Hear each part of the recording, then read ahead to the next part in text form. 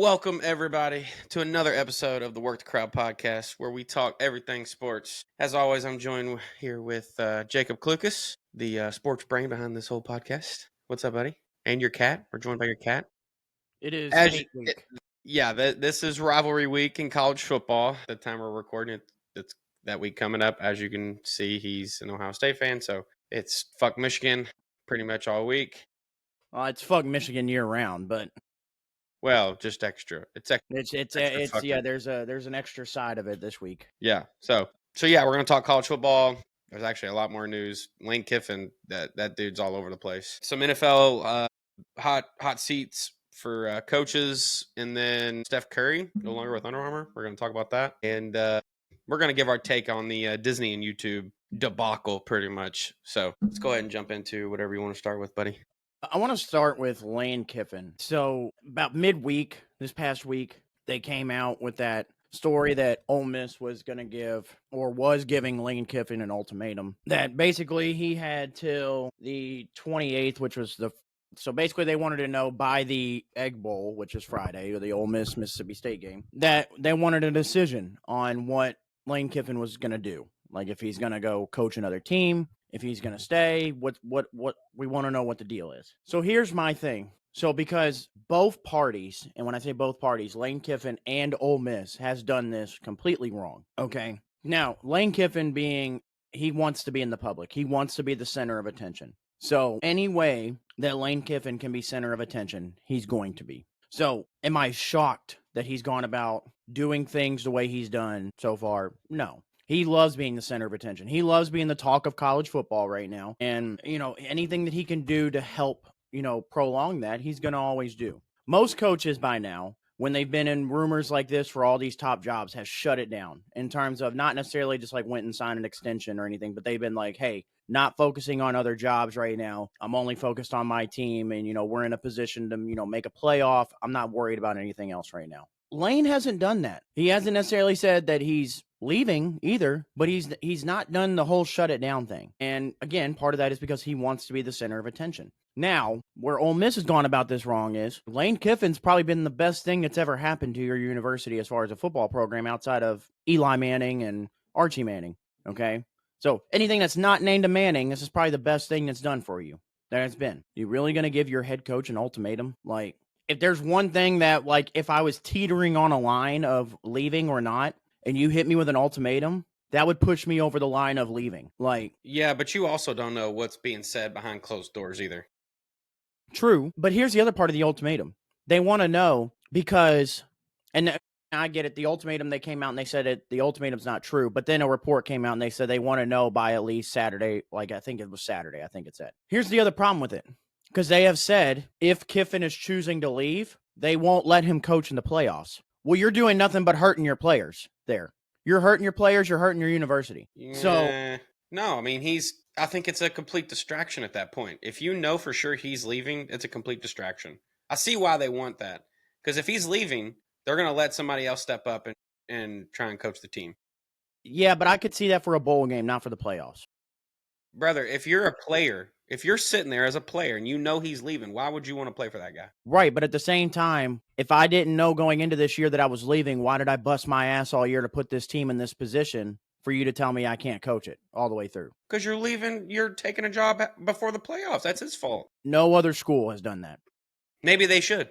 And, no other school has done that. Because here's my thing. What's the difference in a head coach? I mean, okay, there is a little bit of a difference. So let me backtrack and say what's the difference. But what's the difference during these playoffs when coaching jobs come up with your offensive and defensive coordinator taking interviews? It's not the head coach. I mean, but it's still you're the guy that I trust to run my offense or my defense. It's the same scenario. How can I trust you to run my defense? This is the guy you came to play for. That's completely different. Not necessarily, because a lot of guys go to play for offensive coordinators. Okay, but he's the head coach of the team, and ultimately you play for that guy. True, but I'm just saying, if that's the case, then you should take on the same mantra with offensive and defensive coordinators if you're going to do it to the head coach. If you're going to go take other interviews, then fine, you can't coach. Yeah, they should. Absolutely. I just don't believe in that, because I believe in regardless of what you're. It's the way Lane is handling it. They haven't done it because Lane is handling this horribly. I think he's He handling is. this No, horribly. he 100% is. Not disagreeing there.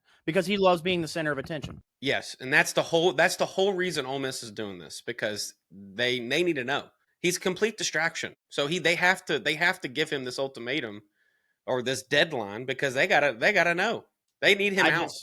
I just don't like it, because this is what, like, doing this, it's going to turn the fan base regardless whether he leaves or not. But Depends on who they hire. I don't like telling him that he can't. The Ole Miss wins on Friday, whether they win or I don't know exactly the scenarios for them to make the SEC championship. But if they make it, even if they lose, I don't think they're going to get kicked out of the playoff. No, they're in. So I think they win Friday, they're in pretty much. I just don't like the idea of, I get it, your head coach is leaving, but we're going to fire you and not let you coach in the playoffs, because that's how you turn a fan base in a game. I think it's more how he's handling it. It's not because he's leaving. It's how he's leaving. He's handling this poorly. That's why you've never seen this before, because other coaches don't do that. And again, Lane loves being the center of attention. Think about it. If you're a boss and you're handling this like this, how would your boss want that to be handled? So you're pissed if you're the AD. Okay, so in my opinion, if we're putting this in normal, normal people's every day, what's the difference in somebody putting? It's hard to compare that. I'm saying as your boss, that's his. A little bit, but that's what I'm saying. Like, what's the difference in an employee putting in a 2-week notice and working out the 2-week notice? Because if you are an important person in the organization, most of the time they let you go. They don't give you 2 weeks. So they just get rid of you. They say, look, all right, yeah, 2 weeks is cool. We appreciate that notice, but hey, we don't need you anymore. We're going to work on your replacement. So, and there's a lot of other reasons for that. But in this situation, Lane is just handling this so poorly and he's just dancing around everything for the attention. As an AD, I'm like, brother, you're pissing me off. I need to know about this date. Again, I do see both sides. But it's just, I just don't like the idea of, I get it, he's leaving, but I just don't like the idea of, just not letting him coach in the playoff. Because again, and maybe they work that out. This is the best coach you've ever had. He's given you the most successful seasons of your football life, essentially. I just don't like I get it, he's handling it poorly. Again, not disagreeing. But I would let him play it out after he's worked so hard to get to this point. And he's now going to finally get to potentially see it through. And I would just let him see it through. I get it, he's leaving. You're not happy, but it's just the way he's doing it. I think it's more of those things like, look, you've made it this far. This is actually probably the best team he's had. Best finish he might get as Ole Miss's coach. And then now you're like, okay, fine, I'm leaving. Think about how disrespectful that is from Lane's perspective, from the AD's perspective. It's the best team he's ever had. Could be the best finish, but I'm leaving. Sorry, this doesn't matter to me. That's basically what's happening. That's why Ole Miss is mad. And if I'm players, I'm even more mad. Well, I would be mad if there had been visible signs to him being checked out. Maybe there was on the backside. You don't know. To him being checked out. Because if he's checked out, I mean, there's been no change in Ole Miss in all year. Lane's a gamer, dude. He doesn't care about that. Lane wants to win games. That's the whole reason. That's why he's a head coach. So, yeah, but you could see, like, we'll get to this part later. We've seen signs of with certain coaches where they're like, okay, they might just be mentally checked out, ready to go to their next job. Like, yeah, but again, I think Lane is the center of attention. He knows if he loses, that's going to look bad on him. He don't want that. He wants everything to look good on Lane. And which, by the way, I think if he truly does give an answer by Saturday, which I don't think he will, I think he's still going to play this out as long as he possibly can, especially if Ole Miss is trying to say that he can't. If he wants to coach, he will. Especially if they're going to say he can't coach the playoff, he's gonna drag this out as long as he can. Right. And if I'm the other school, depending on who it is, I would let him do that. Yeah. Well, yeah. Now, the only thing that I would have issues with as the other school with him dragging it out is, buddy, we need to get you in here. We got to start recruiting. We got to start looking at, players that are going to enter the portal. We got to start recruiting our own players to come back. Like, that would be my only, as the other team. I'd be less worried about that with how big of a name Lane is and how recruiting really is probably just going to be in his favor regardless, no matter where he goes. So I'm a little less worried about that if I'm in the other school. Because I think the other school is going to be LSU. Yeah, probably. If that report that they're coming out with is true, $90 million. Yeah, $25 million in roster. Yeah, he's going to go there. I mean, why wouldn't you? And that's like the dream job. Yeah, I mean, and if there's anybody that can handle it, it probably is Lane Kiffin. LSU is easily top 3 or 5 job in America. Yeah, yeah. For NIL football, yeah, for sure. Yeah, and it's Yeah. again, you could say what you want about the governor saying I've got we've got backup and how you feel about that and everything and how you want to deal with that. But the problem is, I feel like something with that, with the governor having your back and everything, that just feeds into Lane more. I would be ecstatic as any head coach if the governor was like, "I got your back no matter what." Like, what? That's fantastic. Yeah, I just people are looking at it as like, well, now there's politics involved with it, and There's always now politics involved. That exactly, don't People are so exactly. naive when it comes to that shit.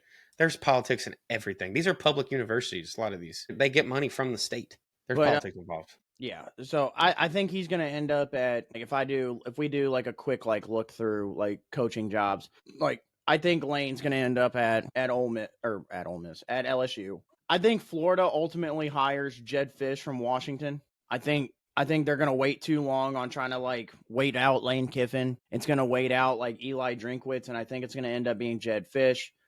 I think John Summerall from Tulane ends up taking the Auburn job because I think they're just going to go that route again. It's pretty much already been said, but it hasn't been made official. Memphis head coach Ryan Silverfield I think, will eventually take the Arkansas job. It's just a matter of waiting the season out. And then the one that, outside of the one I want to talk about next, I think Penn State's going to go back to what they did with James Franklin at this point.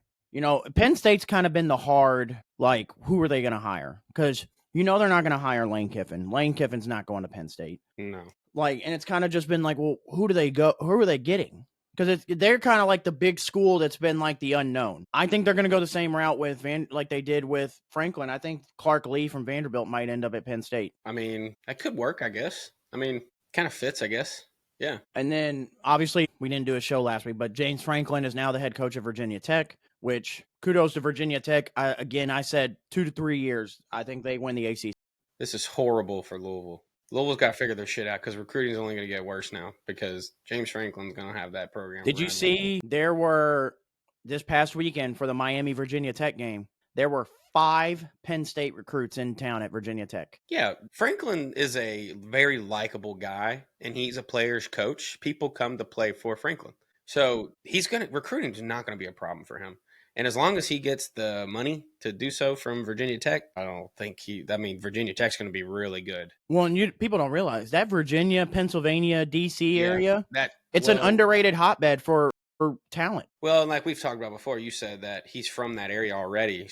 Like, he's been there with Penn State forever. So he knows that area already. And so that pipeline's going to be still his. And Virginia Tech, I don't know. I'd have to look into like the sponsors and stuff, like what companies are in that area. But I feel like they could end up getting some pretty decent NIL money just being in that area. But I don't know. I think he's going to be fine. I think it's going to be great. I think he'll be Virginia Tech will be a top team in the ACC in the next 10, for the next 10 years. So, the rest of the team needs to get their shit together, or the rest of the league. One of their notable donors is the Charles Schwab Foundation. There you go. Outside of that, it said some notable Virginia Tech donors include Norris Mitchell, who made a $35 million donation to the university for the and then David Calhoun gave $20 million. Somebody else donated $10 million. Somebody else $15 million. But yeah, the Charles Schwab Foundation is I would say the big name for them as far as donors. Yeah, there's a lot of anonymous ones too that are going to go unsaid and that people won't see. But he's going to be fine. I think that's a great fit for him, honestly. And then the next two that I want to talk about, Doug, because this ties back into you, and this goes into a conversation we had yesterday. So with Lane Kiffin gone, that opens up the Ole Miss job. I think there is a very good possibility that Jeff Brom heads to Ole Miss. I thought about this more, and I don't think he just doesn't seem like an SEC guy to me. He's more of a Big Ten guy. I think that I don't know. It's a better fit if he goes to the SEC. I think Ole Miss is a better fit. Like the high-powered, like LSU, Florida, not really for him. He doesn't like the spotlight. He's not that type of guy. Well, yeah, but Ole Miss isn't really the spotlight of the SEC. That's what I mean. Yeah, it only is right now because of Lane Kiffin. But I still think he's like up north, like, down and dirty Big Ten football. I don't know. I just kind of see. I mean, he could. I could also very well see if Jed Fish does head to Florida from Washington. Could he make a West Coast trip to Washington potentially? I think Louisville's gonna give him an extension. But the problem is that you're coming off now a failed season. Yeah, is the extension And justifiable? And I think there's a lot of things that there's a lot of things going on that people are not seeing behind the curtain right now with the Louisville football program. If they don't give him a really decent sized extension, yeah, I think he's definitely looking at leaving, which would leave the football program in absolute shambles, to be honest. But So with saying that, I do have a backup option, and I want you to tell me if you like this. I like as your as your next head coach. I want you to tell me if you like this, which I'm sure you will. But I had because I played this all out. If this person leaves and this job opens, who takes over? Like all this and that. yeah.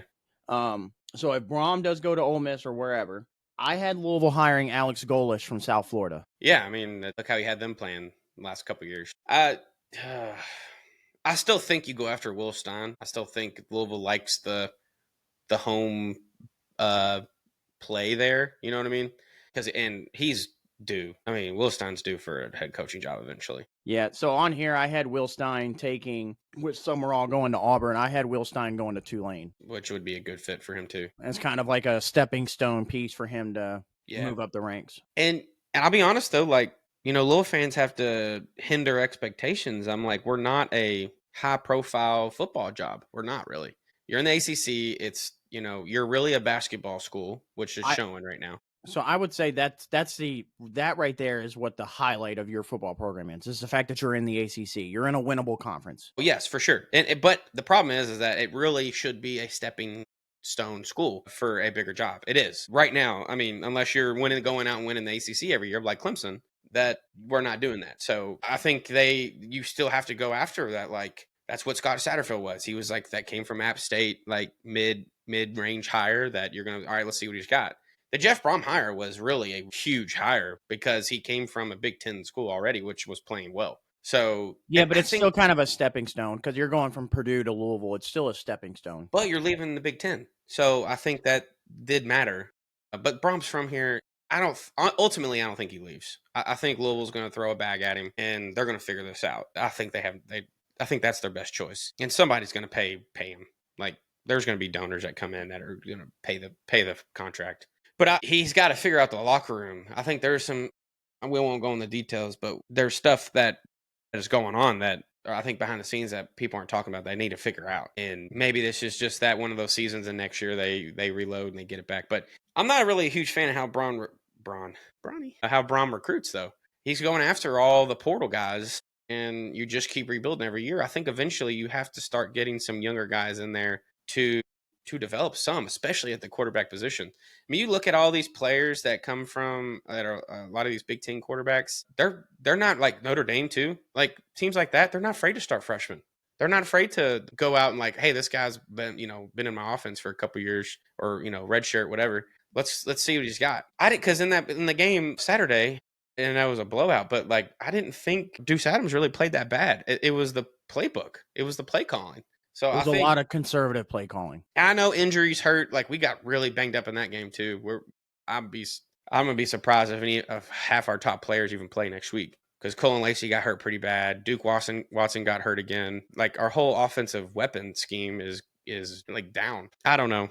I don't think you worry about it too much, but I can definitely see if there's problems with administration and how Jeff's doing things, and they didn't give him an extension last year, and I heard that was a problem with Jeff, and I could definitely see if someone gives interest and they're like, hey, we're going to pay you, $5 million more than what you're making at Louisville.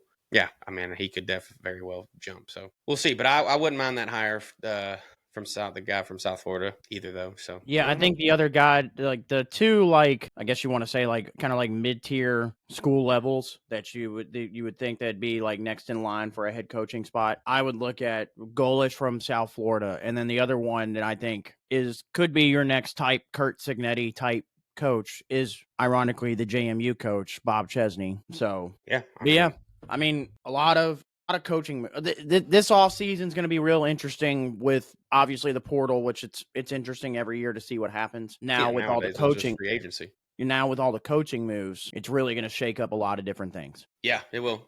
There's a lot of high profile jobs opening, and then which means when coaches leave, there's going to be more jobs opening. So, and with more high profile jobs open, that means there's even more player movement in the portal. Yeah, it's going to be a wild college free agency, pretty much. And then thank God Kentucky figured out how to lose football games again. Vandy's good though. And it was their senior day. Listen, I'm proud of them. Thank God. Okay.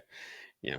Diego Pavia had like 500 total yards of offense, which was insane. Great. I'm so happy because that means Kentucky loses, and all we need to do is potentially lose next week for them to just give Stoops to boot. Yeah, this next week, it sucks as I wish both teams were good because I wish the rivalry was the only thing I'm not looking forward to is this game's going to decide if Kentucky's bowl eligible or not. We all know how that goes. So Stoops is going to coach his ass off. But yeah, so the one thing over the last couple weeks, I've become such a fan of Cutter Boley because he's kind of he's played his ass off, like trying to do what he can to help. And what I'm really worried about is that they're going to bring back Stoops and Cutter's going to enter the portal and somebody say, I mean, I don't think he would, but like Lane Kiffin's going to go, yeah, I'll take a chance on him and bring him to a bigger school and he's going to ball the fuck out. So, I mean, it's possible. So yeah, hopefully they figure out how to start losing games again and just hopefully they forget how to play football this upcoming weekend as well. So, really then if Stoops leaves or gets fired, that's another job that opens up that it's not necessarily high profile, but it's an SEC school who's going to pay well. So there's going to be some interesting names get dropped in for that job. Well, I think for me, for that job, there's going to be only two people that they'll interview multiple people. But there's only going to be two real people that they look at, and it's going to be Summerall and then Will Stein. You don't think it could be like a Golish or anything like that? I think if Summerall takes the Auburn job before you fire Stoops or something like that, then yes. But I'm saying, like, if even playing field, like, Summerall wants to go back to Kentucky. He's just been kind of waiting it out to see, and I think this year was going to be after he didn't go anywhere last year, because he could have went somewhere last year. After he didn't go last year, and I think he kind of just said, all right, I'm going to wait out Stoops one more year, but they don't get rid of him, I'm going to go somewhere else. And that's been kind of Kentucky's, like, biggest, like, that's why we've been kind of pushing as a fan base to get rid of Stoops, because we want to, if we fire Stoops, the point is to bring as a fan base, they want Summerall. So, but they don't want, the problem is they don't want Summerall to go to an Auburn or an Arkansas or something like that and end up, killing them later down the line because he's done a really good job. So, because then all that's going to do is cause all the Kentucky fan base to go, see, I told you so. You should have got rid of him and brought him in. Yeah, this is if Kentucky actually gets rid of him. Yeah, unfortunately.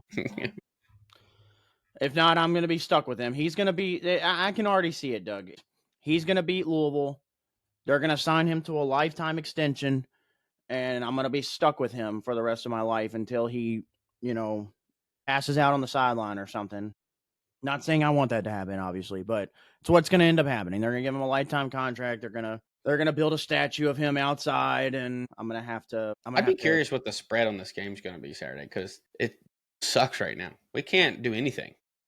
So right now, as of CBS Sports, I'll look at FanDuel and all that. The line is Louisville -3.5. That's probably correct. On FanDuel for next week, find it. Yeah, -3.5 is the line. Yeah, that's probably right. It'll move a little bit, but I bet by the end of the week it'll be a pick'em. Well, it depends on who. This all depends on really who's playing for Louisville. My guess would be by the end of the week, you'll see. I think the line it'll either be just like this or it'll be Louisville -1.5. Yeah, it depends on if Isaac Brown plays. So, but we'll see. Cutter also got kind of banged up in the Vanderbilt game. He did come back. Neck injury is what they called it. Yeah. So, probably who knows? Who knows how that plays out the rest of the week? But we'll see. And then I'll kind of just go over some of these games that you'll see this week, because we do have some banger college football games this week. You've got Georgia Tech and Georgia on Friday. They're playing in Atlanta. So you've got that, which Georgia Tech just fell apart last night against Pittsburgh. You've got, if you talk about Ole Miss, Mississippi State on Friday. These are Friday games. These are just Friday games, by the way. Ole Miss, Mississippi State. You've got Georgia, Georgia Tech, Texas A&M, Texas, Arizona, Arizona State. Then you get into the Saturday slate of games where you have Louisville, Kentucky, Ohio State, Michigan, Bama, Auburn, Miami, Pittsburgh, which has a lot of ACC title game, agendas and everything written all over it. LSU, Oklahoma, Vanderbilt to Tennessee, Oregon, Washington. So do have some great games coming up, and not and not Alabama versus Eastern Illinois like we had this past week. So, but all right. So moving on, let's go to the professional side of things for the NFL. So you had said, because I had written it on there, that talk about some coaching tiers. So let me pull that up here. So real quick. So this is what I think. I put every NFL coach into tiers, right? And basically I did it, the hot seat. So are you on fire in terms of you're probably getting fired at the end of this year? So there's teams that are already looking, obviously, that already fired their coach. On fire, you're probably getting fired this year. I've got a hot seat, which means you could be fired this year or you might be safe for another year. Warm, we're kind of on the fence of whether your job is safe or not. Cold, obviously, I think you're safe, but you never know. And then freezing cold, you're not going anywhere. Here's that. So already looking, obviously, the Giants and Titans are already looking for new head coaches. So you can't be on fire there. So on fire, I think Zach Taylor, Mike McDaniel, and Raheem Morris of the Falcons, I think they're on fire. I think they're about one more loss or two away from just getting the boot right now. And then obviously for Raheem Morris, it's he just lost Michael Penix, so that's not really helping him. Now, granted, he's going to Kirk Cousins, but sorry, he's on his way out. Hot seat. I've got Pete Carroll, Sean McDermott of the Bills, and then Mike Tomlin. Listen, all three of these names, high-profile names. I get it. But Pete Carroll, you come in year one, and the Raiders look like this. Like, I get it, the roster may not be the greatest, but come on now. Like, you look like this. Like, you look like an incompetent football team. Sean McDermott I'm putting here because how many more seasons are we going to go in Josh Allen's prime and you not go to a Super Bowl or anything? How many more seasons are they going to allow that? I get it. You're playing with Patrick Mahomes, but at some point we got to find something that's going to push us over that hump. And then same with Mike Tomlin. I mean, Mike Tomlin's been there for years, and in the last 10, he hasn't been able to figure out any kind of offense. Like, the defense is obviously always there, but you just can't figure out any kind of offense. And it doesn't matter who's been playing quarterback. Whether it's been the last couple of years of Big Ben, you drafted Kenny Pickett, that didn't go well. You went with Justin Fields and Russell Wilson last year. That didn't look good. And even with Aaron Rodgers this year, it still doesn't look good. So I get it. He's beloved in Pittsburgh, and it's kind of like it's almost like a Kentucky with Stoops type deal, except Mike Tomlin wins more, obviously, like regular season games. But at some point, I got to just go, how much more can I do of this? The warm seat, Kevin Stefanski of the Browns, John Harbaugh of the Ravens, Jonathan Gannon of the Cardinals, and then Aaron Glenn of the Jets. I think Aaron Glenn, I get it. He just got the job. But it's kind of like Pete Carroll, where I get it. It's your first head coaching job, but it's like, you look this bad. Like, Jonathan Gannon, I think it's not really been his fault. I think the Cardinals play hard, but I think with the hand that he was dealt with Kyler Murray, I think that I could see them giving him one more year, like kind of like trying to dump off Kyler Murray and either pick up somebody like a Mac Jones or somebody like that in free agency, because seeing what you're doing with Jacoby and trying it out next year, giving him another chance. And then maybe you just say, all right, well, listen, I know it's not your fault, but we got to move in another direction. So Harbaugh, again, we talked about this earlier this year. How much? It's kind of the same with McDermott and Tomlin. How much longer can I go? Because at some point you have to look at yourself and go, we are for Josh Allen and Lamar, we're wasting prime years. I would hate for you to make the move after, they've both turned over 30 and now we're looking, at the sun setting now. And now all of a sudden you want to make a change. Do it now while you can. I mean, that's what I would do. And then Kevin Stefanski, I mean, I've never seen somebody, granted, I get it. He's had a couple of, playoff, seasons in there, but I've never seen somebody lose so much all the time and still have a job like Kevin Stefanski has. So, the cold seat, which I don't think they're going anywhere, but D'Amico Ryans, Brian Schottenheimer, Dan Quinn, Dave Canales, and then Matt LaFleur. The only reason I put Matt LaFleur on here for the Packers is because you make that trade for Micah Parsons, where you trade 2 first-round picks and you get Micah Parsons. You get Josh Jacobs and all them in last year.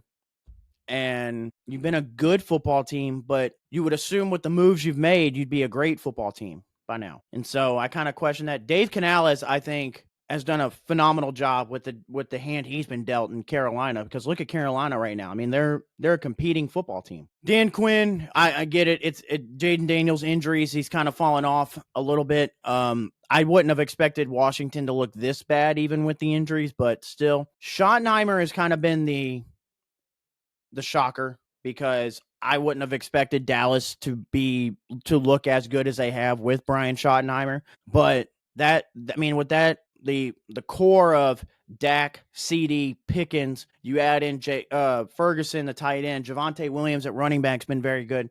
Dallas has been very good. If they just figure out the defense, I mean, they could be something. And then D'Amico Ryans, Texans. The only thing, the Texans have kind of fallen off ever since C.J. Stroud's rookie year. We talked about this a couple weeks ago. I mean, they've just fallen off. And I don't know I don't know how you get a rookie quarterback that was so good like CJ Stroud and have just continuously year after year just gotten worse slightly. Now, the defense, lights out. That defense is phenomenal in Houston. Oh, yeah.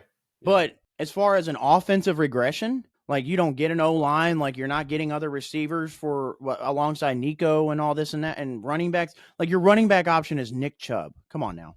Like after you pretty much decided that Joe Mixon wasn't going to make it the year, why not make a move for something? Yeah, I mean, D'Amico's a big defensive guy. He needs to hire a new coordinator and just focus more on that offense. But yeah, that defense is solid. And then freezing cold, they're not going anywhere. I don't need to go up and down the list. You all can see it. Liam Cohen, I think, has done a fantastic job in Jacksonville despite Trevor Lawrence at times. Obviously Shane Steichen has now moved into this with the emergence of Daniel Jones and the future NFL MVP Jonathan Taylor.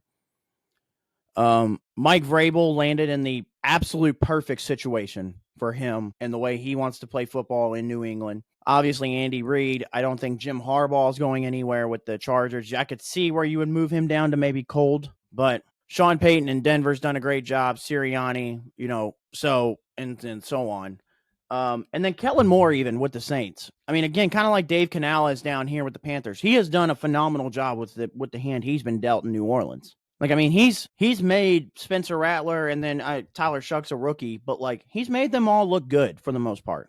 He's put them all in situations where the quarterback isn't what's losing them the game. So you gotta like that. So, but yeah, those are where I would say we kind of sit at with coaching tiers. So I would fully expect this season, obviously, the Giants and Titans will be looking for new coaches, but I would fully expect Bengals, Dolphins, Falcons, Giants, Titans, all looking for new coaches with the potential of Steelers, Bills, Raiders. So just as college football is going to be interesting with head coaching moves, the NFL, especially if a team like the Bills make a move, who does Josh Allen get as his next head coach? That could be very intriguing as well. All right, so moving on, let's talk about the Steph Curry Under Armour deal.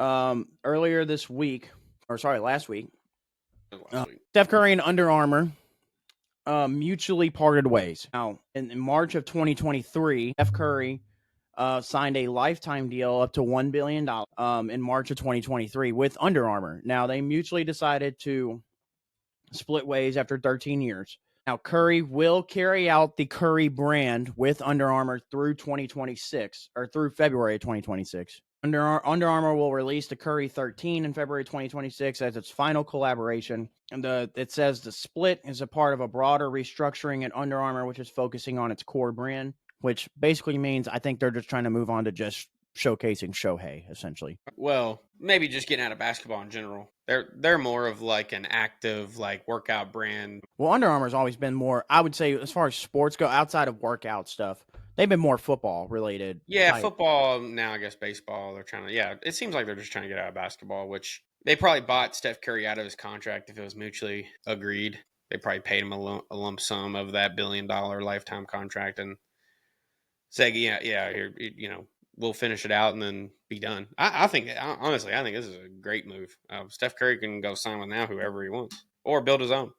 A lot of players do that now, I feel like. So it says Under Armour's split with Curry was announced alongside the expansion of the company's restructuring plan.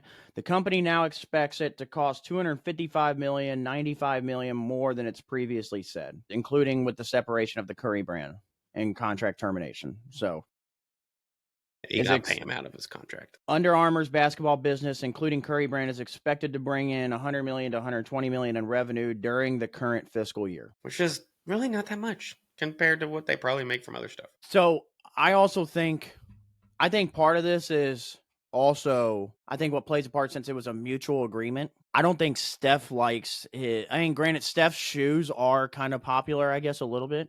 I don't think he likes how his shoe sales are going. Well, maybe not. Again, he decided to go with Under Armour, and which I understand it. So, like, I forget who said it earlier this week, and I kind of agree with it.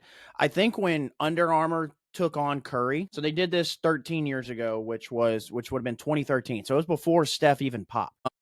Like, came onto the scene as an MVP and won titles, is what I'm saying. Yeah, I guess it was right before it. Yeah, just right before it. So it was more so, it feels like Under Armour kind of taking a chance at Steph. I don't think Under Armour was truly prepared for this, be how big he was. Yeah. Yeah. I think that they looked at it as, okay, we can get with somebody that could potentially be a superstar and, can help, build this brand up, which they did that. I don't think they were expecting Steph to become the mega star that he is. Yeah. And I don't think they were prepared for all that.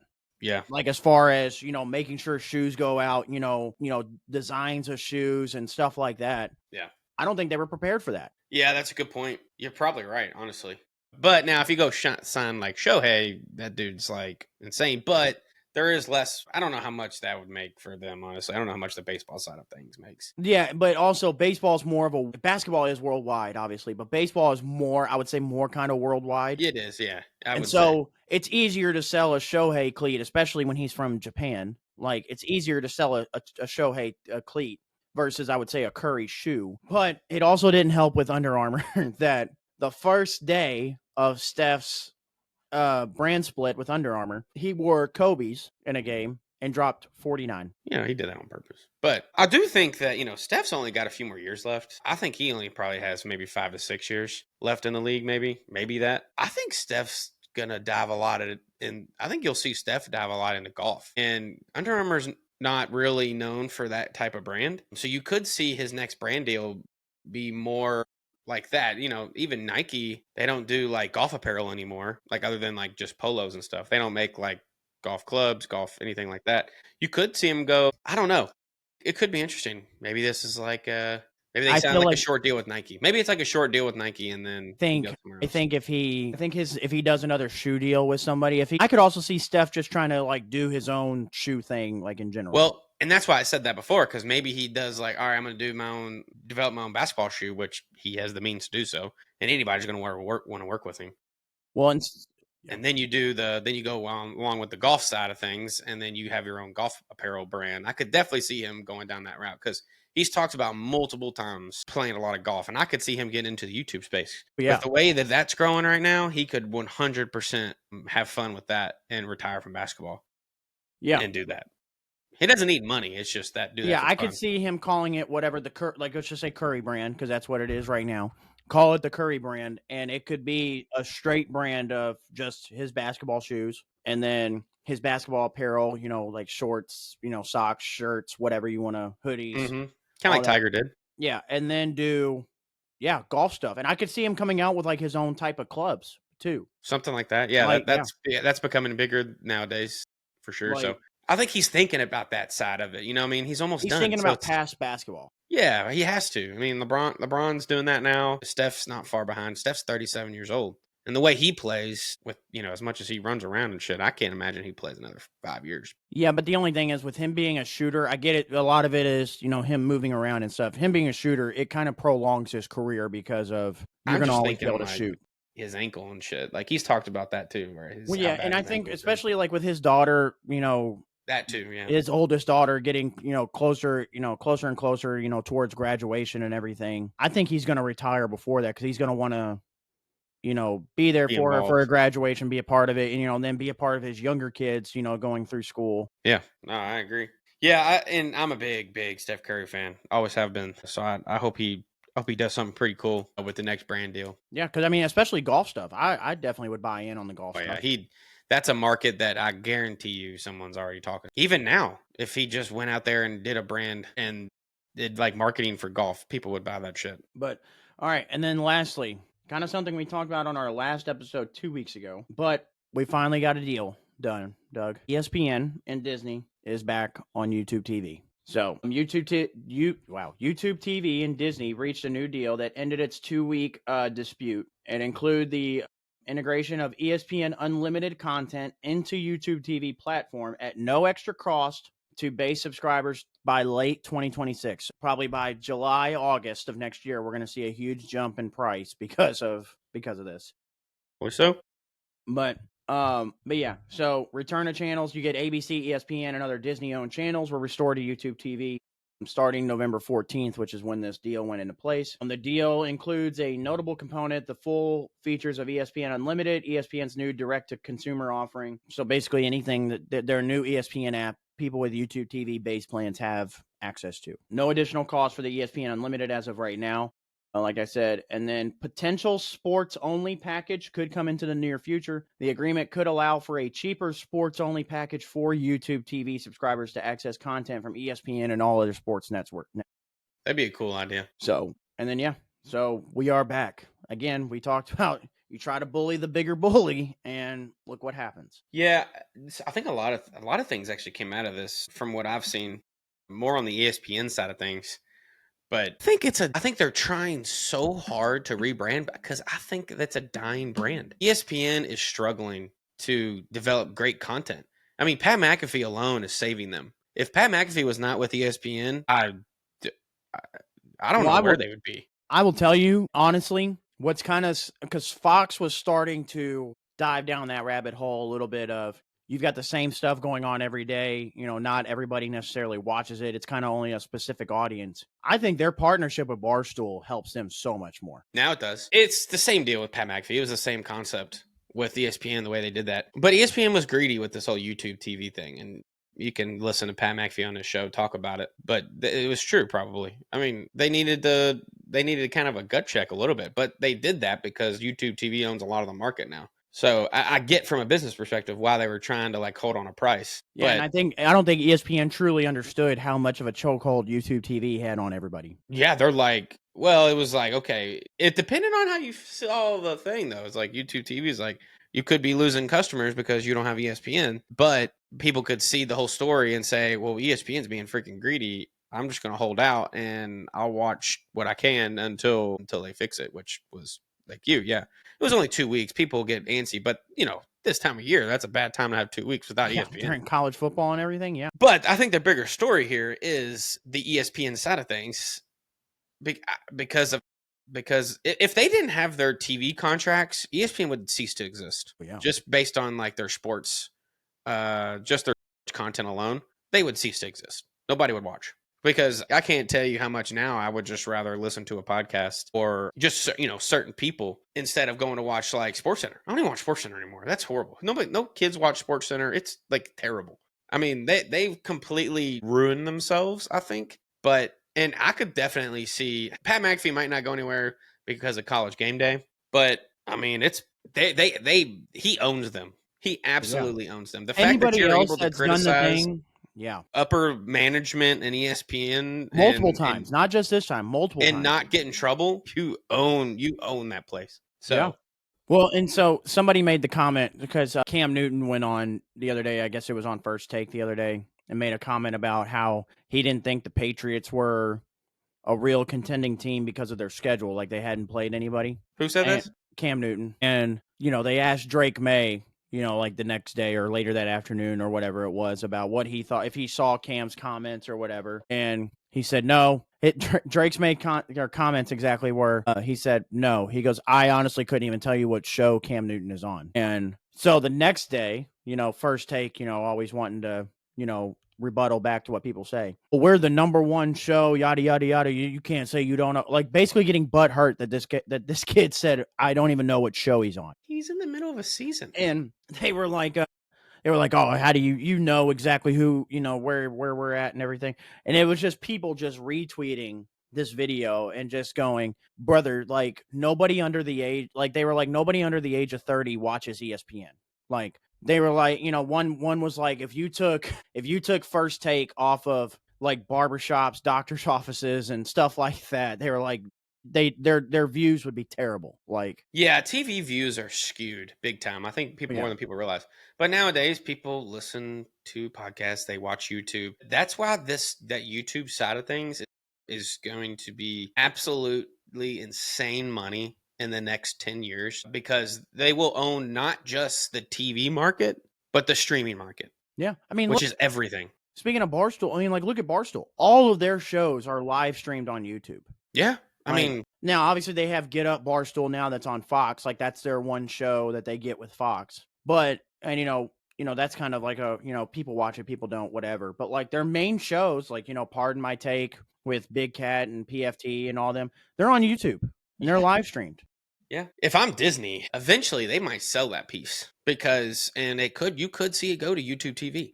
I think that's 100%. They want that. What's ESPN got? Let's think about that. College Game Day, that's a huge part. Monday Night Football, that's a huge part. Well, also real quick, the biggest part of all this was that I saw with the new TV deal with ESPN and YouTube TV and all this and that, March Madness goes to ESPN now.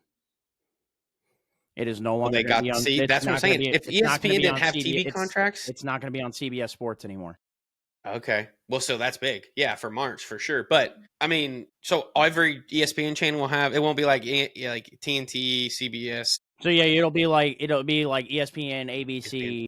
ESPN2, ESPN News, like all the. In which I don't know how all their deals work, because they have, like, NBA's got that deal with Amazon. I don't know if eventually they'll work out a deal with maybe like Amazon and like them. But yeah, I don't know. That's later. But yeah, okay, well that's big too. So I didn't know that. I wonder how long that contract's for.